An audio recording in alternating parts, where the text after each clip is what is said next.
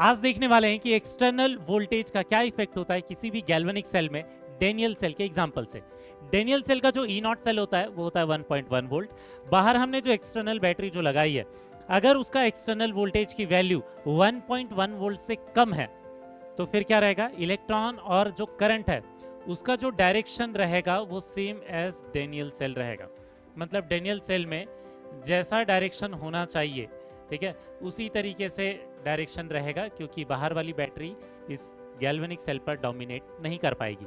लेकिन अगर external battery का जो वोल्टेज है वो 1.1 वोल्ट के बराबर हो गया, ई नॉट के बराबर हो गया, तो करंट जीरो हो जाएगा, कोई इलेक्ट्रॉन का फ्लो नहीं होगा।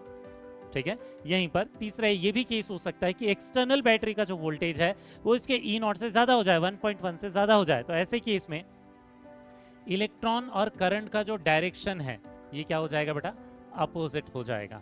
ठीक है, और इस केस में अपोजिट रिएक्शन होने लगेगी। जिंक में ऑक्सीडेशन की जगह रिडक्शन होगा, कॉपर वाले हाफ सेल में रिडक्शन की जगह ऑक्सीडेशन हो जाएगा, और ये सेल इलेक्ट्रोलिटिक सेल में कन्वर्ट हो जाएगा, गैल्वेनिक सेल नहीं रहेगा। क्लियर हुआ बेटा?